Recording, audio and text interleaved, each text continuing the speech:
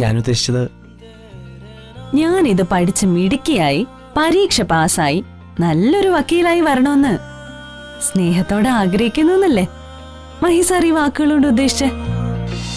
എത്ര പണം വേണം? സ്വർണമായോ ക്യാഷായോ എന്തൊക്കെയാ നിനക്ക് വേണ്ടേ? നീ ചോദിച്ചതെല്ലാം നിനക്ക് ഞാൻ തരാം. പക്ഷെ നീ എനിക്ക് ആ മണിമാല മാത്രം തന്നാ മതി.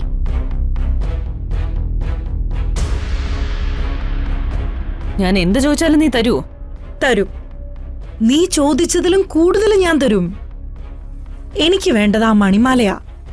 അതിനുവേണ്ടി ഞാൻ എന്തും ചെയ്യും.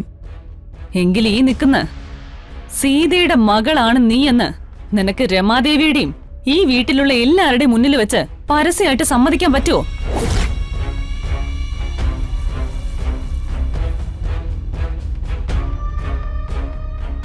നീ കാരണം ഒരു പാവം മനുഷ്യൻ ജയിലിൽ കിടന്ന് നരകയാതന അനുഭവിക്കുന്നുണ്ട്. ആ മനുഷ്യൻ നിന്റെ അച്ഛനാണെന്ന് നിനക്ക് പരസ്യമായിട്ട് സമ്മതിക്കാൻ കഴിയോ? എങ്കിൽ നിനക്ക് ഞാൻ ഒരു എതിർപ്പും കൂടാതെ സന്തോഷത്തോടെ ആ മണിമാല തന്നേക്കാം. വാ, ഇപ്പൊ തന്നെ നമുക്ക് രമാദേവിയുടെ മുന്നിൽ പോയി എല്ലാ സത്യങ്ങളും വെളിപ്പെടുത്താം. എന്റെ കൂടെ വാ. എന്താ നിന്റെ ഉദ്ദേശം? എന്നെ പൂർണ്ണമായിട്ട് നശിപ്പിക്കാനാണോ നിന്റെ ശ്രമം? ഈ വീട്ടിലെ വേലക്കാരിയായ സീതയുടെ മകളാണ് ഞാൻ എന്ന് പരസ്യമായിട്ട് രമാദേവിയുടെ മുന്നിൽ പറഞ്ഞാ പിന്നെ എന്റെ ഗതി എന്തായിരിക്കും നിനക്കറിയോ?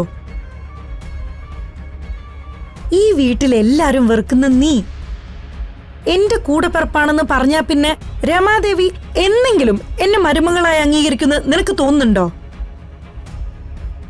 പിന്നെ ജീവപര്യന്തം ജയിൽ ശിക്ഷ അനുഭവിക്കുന്ന ഒരാളുടെ മകളാണ് ഞാനെന്ന് ഞാൻ തുറന്ന് സമ്മതിച്ചാൽ പിന്നെ അർജുൻ സാർ പോലും എന്നെ ഇവിടെ വെച്ചേക്കുവോ? ഞാനിപ്പോഴും പഴയ ചിന്നു തന്നെയാ. നീ ഈ ചിന്നുവിന്റെ ചേച്ചിയാണെന്ന് ഞാൻ തുറന്നു പറയുന്നവരെ മാത്രമേ ഉള്ളൂ നിനക്ക് ഈ രാജകീയ ജീവിതമൊക്കെ. അത് തിരിച്ചറിഞ്ഞ് മാന്യമായി പെരുമാറിയാൻ നിനക്ക് കൊള്ളാം. ഇപ്പൊ എന്നോട് കാണിച്ച ഈ നെറുകേടിനും അഹങ്കാരത്തിനും നീ അനുഭവിക്കും. നിന്നെ ഞാൻ അനുഭവിപ്പിക്കും.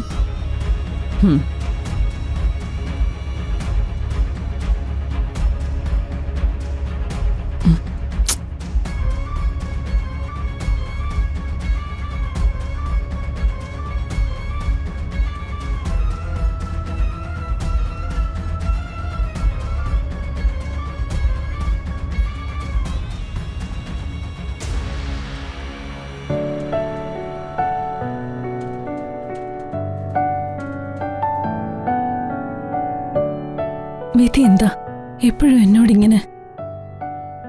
ഒരു ദുരിതം കഴിയുമ്പോ അടുത്തത്. മനസമാധാനം എന്നത് എനിക്ക് ഒരിക്കലും വിധിച്ചിട്ടില്ലെന്ന് തോന്നുന്നു. എന്തൊക്കെ സങ്കടങ്ങളും ദുരിതങ്ങളും ഉണ്ടായാലും അപ്പോഴൊക്കെ സഹായിക്കാൻ അതേ വിധി തന്നെയല്ലേ ഒരാളെ നിന്റെ പുറകെ അയക്കുന്നത്? അത് മാഷ് പറഞ്ഞത് സത്യമാ. ചിന്നുനെന്താ ഉറക്കം വരുന്നില്ലേ? ഓരോരോ പ്രശ്നങ്ങൾ ഓർക്കുമ്പോ ഉറക്കം വരുന്നില്ല. അല്ല, മാഷ് ഉറങ്ങിയില്ലേ? ചിന്നു ഇങ്ങനെ ഉറങ്ങാതിരിക്കുമ്പോ എനിക്കെങ്ങനെ ഉറങ്ങാൻ കഴിയുന്നത്? മനസ്സിലായില്ല. ചിന്നു എന്തിനാ എന്നെ എപ്പോഴും ഇങ്ങനെ മാഷെന്നൊക്കെ വിളിക്കുന്നത്? അത് ബഹുമാനം കൊണ്ടാ. വെറൊരു ഡ്രൈവറായ ആള് ജീവിതത്തോട് പൊരുതി ലോ കോളേജിലെ അധ്യാപകനായി മാറിയില്ലേ? ആ ഒരു ബഹുമാനം കൊണ്ടാ മാഷെ. അതൊക്കെ പോട്ടെ, ഇങ്ങനെ ഉറക്കം നഷ്ടപ്പെട്ടിരിക്കാൻ മാത്രം ചിന്നുവിനെ അലട്ടുന്ന പ്രശ്നം എന്താ? എനിക്ക് പ്രശ്നങ്ങൾ മാത്രമേ ഉള്ളൂ. അത് പറഞ്ഞു തീർക്കാൻ നിന്നാ അതിനൊരു രാത്രി മതിയാവില്ല. ചിന്നുവിന്റെ പ്രശ്നങ്ങൾ ജീവിതകാലം മുഴുവൻ കേൾക്കേണ്ടി വന്നാലും കേൾക്കാൻ ഞാൻ തയ്യാറാണല്ലോ. ഒരു ജീവിതകാലം എന്ന് പറയുമ്പോ അത് നീണ്ടൊരു കാലഘട്ടമല്ലേ? ചിന്നുവിന് വേണ്ടിയാകുമ്പോ എത്ര കാലം വേണമെങ്കിലും ഞാനിങ്ങനെ സംസാരിച്ചുകൊണ്ടേയിരിക്കും. നീ പറയുന്നത് കേൾക്കാനേ എനിക്ക് അത്രയ്ക്ക് ഇഷ്ടാ.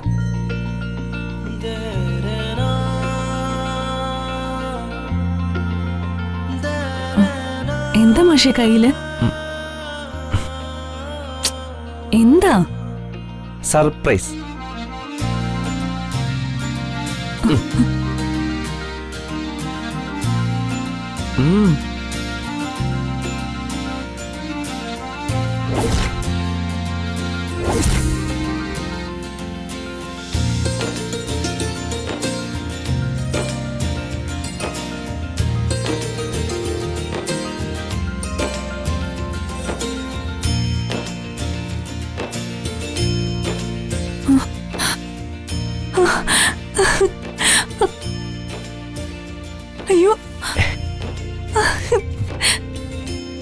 പുസ്തകം സംഘടിപ്പിക്കാൻ വേണ്ടി ഞാൻ എന്തുമാത്രം കഷ്ടപ്പെട്ടു എന്നറിയോ?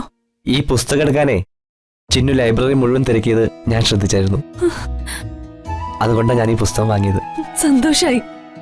ഇനി എനിക്ക് ഉറക്കം വന്നില്ലെങ്കിലും സാരമില്ല, ഇത് വായിക്കാമല്ലോ. എനിക്ക് ഈ നാട്ടിലെ ഏറ്റവും നല്ല വക്കീലായി മാറണം.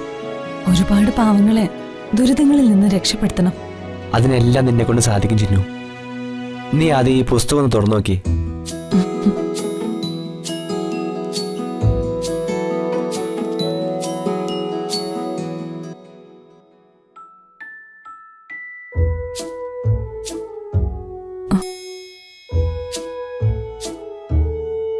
With love, Mahi.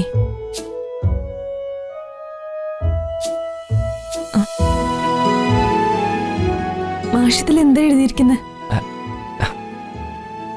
നീ അത്യാവശ്യം ഇംഗ്ലീഷൊക്കെ പഠിച്ചിട്ടല്ലേ ലോ പഠിക്കാനായിട്ട് ലോ കോളേജിൽ ചേർന്നത്? അത് വായിച്ചിട്ട് എന്തു മനസ്സിലായെന്ന് ചിന്നു തന്നെ പറ, കേക്കട്ടെ. വേറെ വല്ലവരും ആയിരുന്നെങ്കിൽ ഞാൻ എന്നോടുള്ള പ്രേമമായിട്ട് കരുതിയേനെ.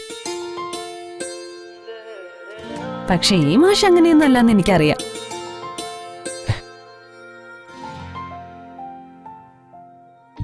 ഞാൻ ഉദ്ദേശിച്ചത്, ഞാനിത് പഠിച്ച് മിടുക്കിയായി പരീക്ഷ പാസ്സായി നല്ലൊരു വക്കീലായി വരണമെന്ന് സ്നേഹത്തോടെ ആഗ്രഹിക്കുന്നു എന്നല്ലേ മഹി സാർ ഈ വാക്കുകളോട് ഉദ്ദേശിച്ചേ?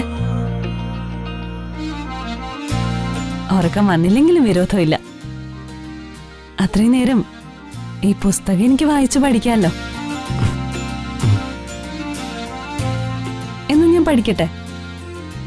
മാഷ് പോയി കിടന്നുറങ്ങിക്കോ. Good night.